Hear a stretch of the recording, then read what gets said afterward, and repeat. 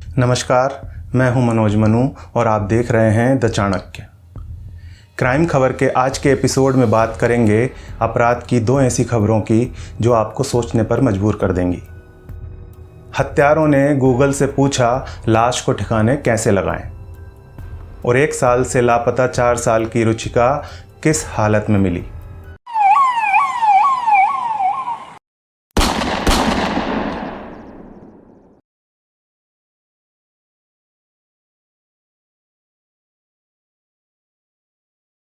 सबसे पहले बात करते हैं मध्य प्रदेश की। यहाँ 2 लोगों ने मिलकर किसी तीसरे की जान ले ली। अब उन्हें ये समझ में नहीं आ रहा था कि लाश का क्या करें, तो उन्होंने गूगल पर सर्च किया कि लाश को ठिकाने कैसे लगाएं, और इसी गूगल सर्च हिस्ट्री ने हत्यारों को उनके असली ठिकाने यानी सलाखों के पीछे पहुंचा दिया। ये घटना मध्य प्रदेश के हरदा ज़िले की है।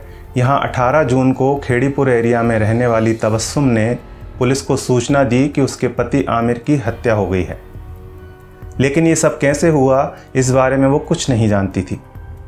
जब पुलिस टीम जांच के लिए वहां पहुंची तो शुरुआत में उन्हें लगा कि वारदात लूट के इरादे से की गई है, लेकिन घर के अंदर इतना सब कुछ हो गया और वहां मौजूद तबस्सुम को पता ही नहीं चला।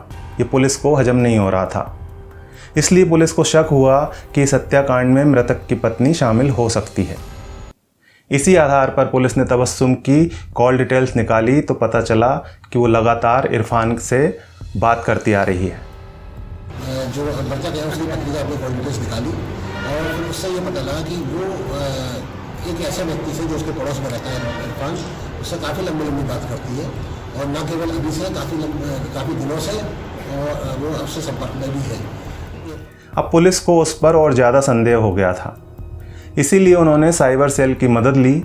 जांच में पता चला कि उसके फ़ोन से कुछ कॉल डिटेल्स हटाई गई थीं और इंटरनेट पर हुई बातचीत को भी डिलीट किया गया था।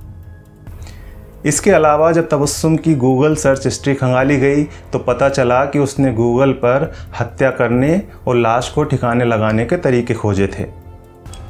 इसके बाद तबस्सुम को हिरासत में लेकर पूछताछ की गई तो हत्या की भयानक कहानी सामने आई। दरअसल 42 साल का मोहम्मद आमिर महाराष्ट्र में काम करता था और लॉकडाउन की वजह से वापस हरदा आ गया था, लेकिन उसकी गैर मौजूदगी में 3 बच्चों की मां तबस्सुम की दोस्ती इरफान से हो गई थी। इरफान हरदा नगर पालिका में राजस्व विभाग में काम करता है। आमिर महाराष्ट्र से वापस लौटने के बाद तबस्सुम और इरफान के रिश्ते में रोड़ा बन गया था। उसकी मौजूदगी इन दोनों को खटक रही थी, इसलिए इन दोनों ने उसे ख़त्म करने का फैसला किया। तबस्सुम ने गूगल पर अपने पति से छुटकारा पाने के लिए तरीके खोजे। आमिर अस्थमा का मरीज था, इसलिए रोज़ सोते समय कोई एक दवा खाकर सोता था। आरोप है कि तबस्सुम ने उसकी जगह दूसरी दवा उसे खिला दी, जिससे आमिर बेहोश हो गया। आमिर के बेहोश होने के बाद तबस्सुम ने इरफान को बुला लिया। दोनों ने दुपट्टे से उसके पैर बांध दिए और इरफान ने हथौड़े से आमिर के सिर पर तब तक वार किए जब तक उसकी मौत नहीं हो गई। जो मोहम्मद आमिर है उसको श्वास की बीमारी यानी दमे की बीमारी है, वो गोली लेता है। इन लोगों ने दोनों ने मिलकर तबस्सुम ने यानी मृतक की पत्नी ने और इरफान ने दोनों ने मिलकर उसको एक गोली और दी ताकि वो फेंटेड हो जाए, तो उसने उसका फ़ायदा उठाया और इरफान ने उसके सर में एक टांगी मार दी। फिलहाल दोनों को पुलिस ने मोहम्मद आमिर की हत्या के आरोप में गिरफ्तार कर लिया है।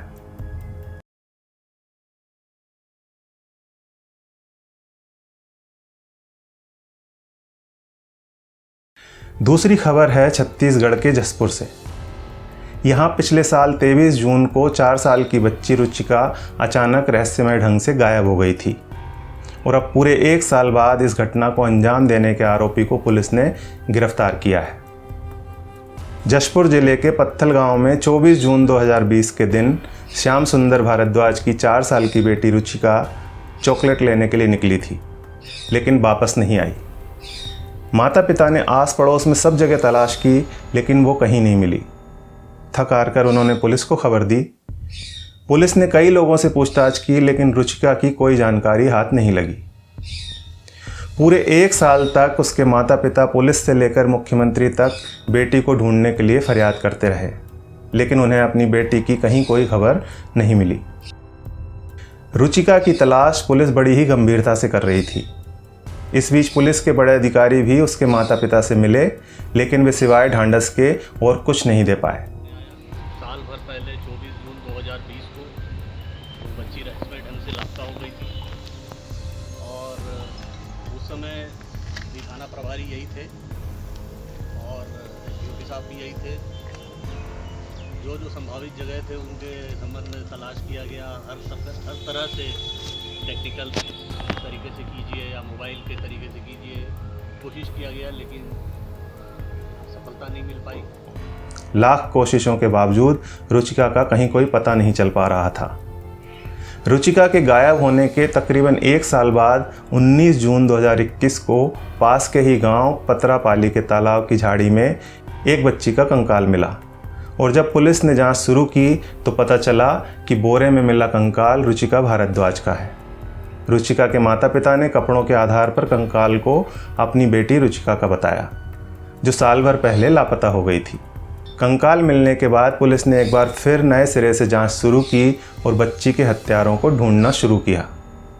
इसी कड़ी में संदेह के आधार पर अमित कुर्रे नाम के एक युवक को हिरासत में लेकर पुलिस ने जब सख्ती से पूछताछ की तो उसने अपना जुर्म कबूल कर लिया। आरोपी ने काफ़ी गुमराह किया पुलिस को, लेकिन अंततः उसने अपना अपराध स्वीकार किया। आज जो पुलिस की जो परंपरागत कार्यशैली होती है कि रिकंस्ट्रक्शन ऑफ क्राइम और घटना स्थल पे सबूत की तलाश, वो किया गया, जिसमें हमें सफलता मिली है और हमें बरामद हो गया है बच्ची से संबंधित वस्तुएं और इस आधार पे हमने आरोपी को आज गिरफ्तार किया। अमित कुर्रे, पिता नारायण राम कुर्रे को गिरफ्तार किया। अमित रुचिका के पड़ोस में ही एक दुकान चलाता है।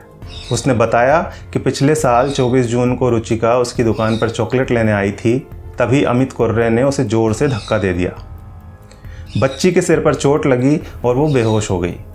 फिर उसने रुचिका को एक बोरे में डालकर 2.5 किलोमीटर दूर पतरापाली ले जाकर तालाब की झाड़ी में फेंक दिया। आरोपी का कहना है कि रुचिका के पिता श्याम सुंदर भारद्वाज से पुरानी रंजिश के चलते उसने मासूम रुचिका की जान ले ली थी।